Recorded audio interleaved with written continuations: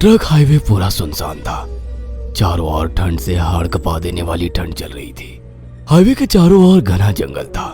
उसी हाईवे पर एक मर्सिडीज दौड़ रही थी। उसमें 3 लोग सवार थे, राहुल, निधि और उनकी 10 साल की बेटी तानिया। राहुल अपने दोस्त सैफ के घर ईद की पार्टी में शामिल होने के लिए गया था और पार्टी करके घर लौट रहा था। निधि ने मुस्कुराकर ड्राइव करते हुए राहुल से कहा, कुछ भी कहो राहुल, आज तो ईद की पार्टी में मजा आ गया। हाँ, मेरा दोस्त बहुत ही बिंदास और हंसी मजाक करने वाला व्यक्ति है। मैंने देखा उसके घर पर शहर की एक से एक बड़ी हस्ती थी, मगर फिर भी वो उन सबको इग्नोर करके हमें इम्पोर्टेंस दे रहा था। हाँ, देगा क्यों नहीं, आखिर मेरा दोस्त जो है। सच में राहुल, अमेरिका से इंडिया लौटकर बहुत अच्छा फील हो रहा है। वैसे तुम्हारा दोस्त सचिन अभी तक नहीं आया अमेरिका से? निधि की बात सुनकर राहुल चौंक कर बोला, ओह शिट यार, उसका फोन आया था कि वो इंडिया आ रहा है। उसने बोला था कि मुझे एयरपोर्ट पर पिक कर ले। निधि बहुत नाराज होगा वो। कोई बात नहीं, उससे बोल देना कि तुम्हें बिल्कुल याद नहीं रहा और फिर तुम्हें सैफ की इनवाइट की हुई ईद पार्टी में भी तो शामिल होना था। निधि ने इतना बोला ही था कि उसकी बेटी तानिया ने अपनी माँ की ओर देखकर कहा, मुझे भूख लगी है माँ, और प्यास भी। तानिया की बात पर निधि ने बुरा सा मुंह बनाकर उसकी ओर देखकर कहा, पार्टी में तो इतना खाया था तुमने, फिर भी भूख लगी है। निधि की बात पर तानिया ने मासूम सा चेहरा बनाकर कहा, कोई बात नहीं मम्मी, मुझे पानी ही पिला दीजिए। कितनी बार बोला है मुझे मम्मी मत बोला करो। पानी अभी नहीं है, आगे जाकर कोई शॉप पड़ेगी तो बोतल खरीद के दे दूंगी। निधि की बात पर राहुल ने मुस्कुराकर कहा, छोटी बच्ची है निधि, इतना नाराज होना सही नहीं है। राहुल ने इतना कहा ही था कि अचानक एक काली परछाई राहुल की कार के सामने आकर खड़ी हो गई। राहुल के पैर अचानक ब्रेक पर पड़ गए। गाड़ी तेज रफ्तार में थी। ब्रेक अचानक लगने से पलटते पलटते बाल बाल बची थी। राहुल के चेहरे पर भयानक ठंडी में भी पसीने की बूंद टपकने लगी। वो दोनों कार से बाहर निकल आए। निधि ने डरते हुए कहा, आखिर कौन था ये? ऐसा लगा जैसे कि कोई भयानक काली परछाई मेरे कार के सामने आकर खड़ी हो गई हो। वह दोनों काली रात के सन्नाटे में इधर उधर देखने लगे। तभी निधि को एक घने पेड़ के पास 2 चमकीली हुई आंखें दिखाई दी। उसकी आंखें बिल्कुल भेड़ियों की तरह लग रही थी। निधि ने चीखते हुए राहुल से कहा, राहुल देखो कौन है वो, जल्दी से गाड़ी में बैठो, मुझे बहुत डर लग रहा है। राहुल ने उस तरफ देखा तो उसके रोंगटे खड़े हो गए। वो दोनों गाड़ी के अंदर बैठने ही वाले थे कि अचानक एक अजीब सा चेहरा वाला भयानक सा आदमी बिजली की रफ्तार से उनके सामने आकर खड़ा हो गया। राहुल ने देखा कि उसका चेहरा बिल्कुल सड़ा हुआ था और उसकी आंखें भेड़िए की तरह चमक रही थी। उसके लंबे लंबे बाल उसके कंधे तक आ रहे थे और उसके दांत भेड़िए की तरह बाहर की ओर निकल रहे थे।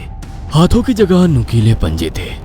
राहुल को देखकर अजीब से अंदाज में हंसने लगा, मगर जैसे ही राहुल की नजर उसके कपड़ों पर गई, राहुल की आंखें फटी की फटी रह गई। वो हकलाते हुए बोला, भाईजान, भाईजान, मुझे माफ कर दो, मुझे छोड़ दो।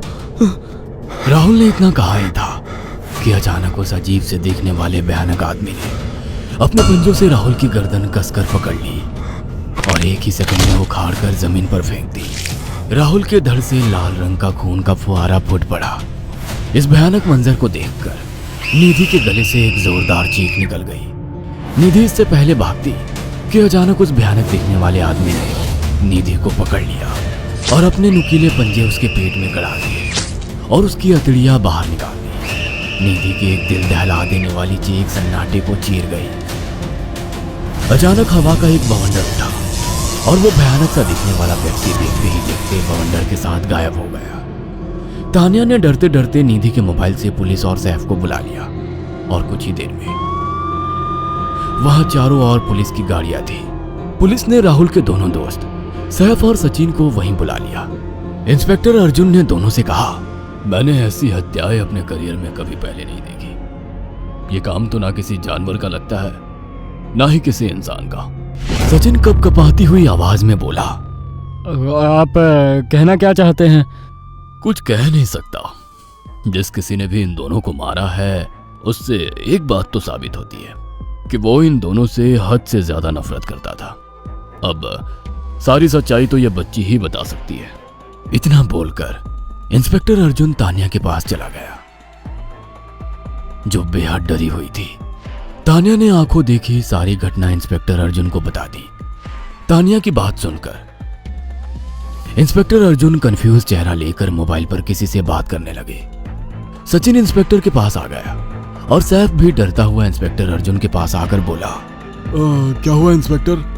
तानिया ने क्या बताया? उसने जो बताया वो काबिले यकीन नहीं है। उसकी बात पर किसी भी तरह से यकीन नहीं किया जा सकता। फिर भी कुछ तो बताया इंस्पेक्टर।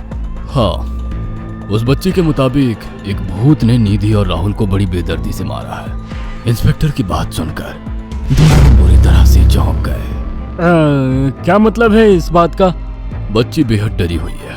हम आगे की तफ्तीश जारी रखेंगे। निधि और राहुल तो चले गए, अब तानिया को मैं रख लूंगा।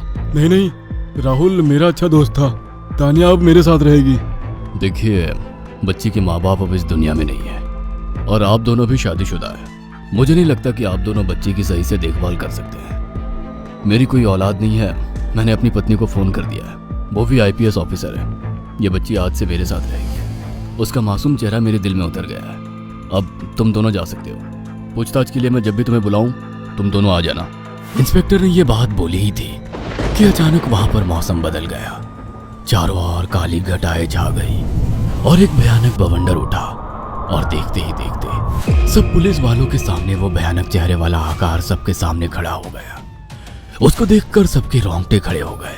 देखते ही देखते उसने अपने भयानक पंजे सैफ की आंखों में डालकर उसकी आंखें निकाल ली। सैफ ने चीखते हुए वहीं दम तोड़ दिया। उस भयानक आदमी को देखकर सचिन उसके पैरों पर गिर गया। तुम तो भाईजान से कपड़े पहने हो। मैं समझ गया, तुम भाईजान हो। मुझे माफ कर दो भाईजान, मुझे यहाँ से जाने दो। मैंने कुछ नहीं किया था।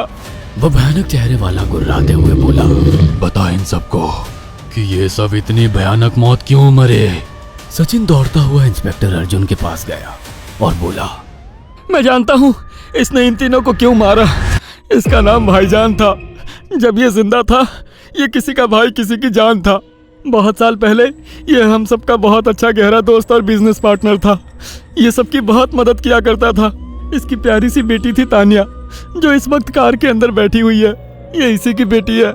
भाईजान अपने सारे पैसों से एक बहुत बड़ा हॉस्पिटल खोलना चाहता था जिससे गरीबों का मुफ्त इलाज किया जा सके, मगर हम तीनों इसके लिए तैयार नहीं थे। हमारी नीयत उसकी दौलत पर खराब थी और एक दिन हम सब धोखे से ईद के दिन भाईजान को यहाँ ले आए और इसे मारकर फेंक दिया। तो फिर तुम सबने इसकी बेटी को क्यों जिंदा छोड़ दिया? हमें बाद में पता लगा कि भाईजान ने सारी जायदाद अपनी बेटी के नाम कर दी है, इसीलिए हमने भाईजान की पत्नी को भी मार दिया। और तानिया का तुम 18 साल की उम्र पूरी करने का इंतजार कर रहे थे ताकि सारी जायदाद अपने नाम करा सको और बाद में उसे भी ठिकाने लगा सको। इसी के लिए तुम दोनों इस मासूम बच्ची को अपने साथ रखने की जिद कर रहे थे।